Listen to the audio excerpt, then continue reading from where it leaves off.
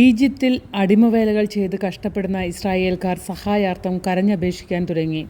അവരുടെ വേദനയുടെയും പ്രാർത്ഥനയുടെയും നേരെ ദൈവം കണ്ണടച്ചില്ല.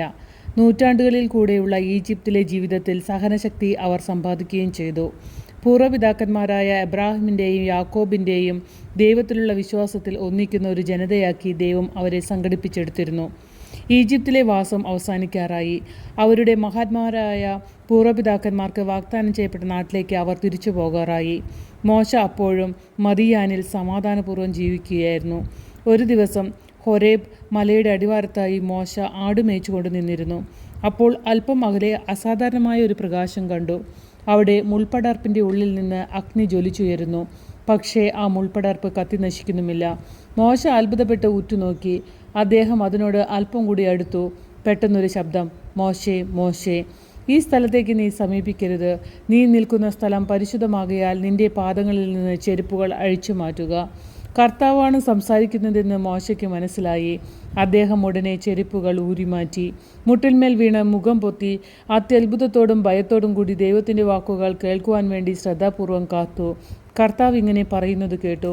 ഇസ്രായേൽ മക്കളുടെ പ്രാർത്ഥനയും നിലവിളിയും സങ്കടങ്ങളും എൻ്റെ അടുത്തെത്തിയിരിക്കുന്നു. എനിക്ക് അവരോട് കരുണ തോന്നുന്നു. ഫറവോൻ്റെ കൈകളിൽ നിന്ന് രക്ഷിച്ച് ഞാൻ അവരെ വാഗ്ദാനം ചെയ്യപ്പെട്ട നാട്ടിലേക്ക് കൊണ്ടുവരും.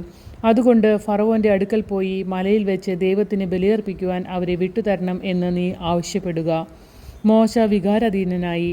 അവൻ കണ്ണുകളുയർത്തി കർത്താവിനോട് ചോദിച്ചു, ഇസ്രായേൽ ജനതയെ കൂട്ടിക്കൊണ്ടുവരുവാൻ ഞാൻ ആരാണ്? ദൈവം അവന് ഉറപ്പു നൽകത്തക്ക വിധം മറുപടി പറഞ്ഞു, ഞാൻ നിന്നോട് കൂടെയുണ്ടായിരിക്കും. ഒരു മനുഷ്യനും ഇന്നോളം ഉണ്ടായിട്ടില്ലാത്തത്ര ശക്തി ഞാൻ നിനക്ക് തരും. ക്ലേശകരമായ ഈ ജോലി നിർവഹിക്കുന്നതിന് വേണ്ടി മോശയ്ക്ക് ആത്മവിശ്വാസം ജനിപ്പിക്കുന്നതിനായി ദൈവം തെളിവ് കൊടുത്തു. മോശയോട് അദ്ദേഹത്തിൻ്റെ കയ്യിലുള്ള വടി നിലത്തിടുവാൻ ദൈവം കൽപ്പിച്ചു. നിലത്തിട്ടപ്പോൾ ആ വടി ഒരു പാമ്പായി മാറി. വീണ്ടും അതിനെ പിടിക്കാൻ പറഞ്ഞു. പിടിച്ചപ്പോൾ അത് വടിയായി തീർന്നു. കർത്താവ് വീണ്ടും അരുൾ ചെയ്തു, നിന്റെ കൈ നിന്റെ മാറിൽ വയ്ക്കുക.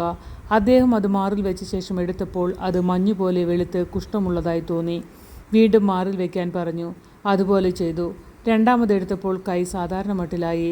മോശയ്ക്ക് ഇതൊക്കെ കണ്ടപ്പോൾ ആകെ പകപ്പായി. പക്ഷേ അതോടൊപ്പം അയാൾക്ക് ആത്മധൈര്യം കിട്ടുകയും ചെയ്തു. ദൈവത്തെ വിശ്വസിക്കാൻ മോശ തയ്യാറായി. മോശയ്ക്ക് മനഃശല്യം ഉളവാക്കിയ വേറൊരു കാര്യം കൂടിയുണ്ടായിരുന്നു. താൻ വാക്സാമർത്ഥ്യമുള്ളവനല്ല എന്ന് മോശ ദൈവത്തോട് പറഞ്ഞു. അദ്ദേഹത്തിൻ്റെ സഹോദരനായ അഹറോനെ ദൈവം സഹായിക്കാൻ നിയോഗിച്ചതിന് ശേഷം അപ്രത്യക്ഷനായി. ദൈവത്തിൻ്റെ തിരഞ്ഞെടുക്കപ്പെട്ട ജനതയുടെ നേതാവായ മോശ പുറപ്പെട്ടു.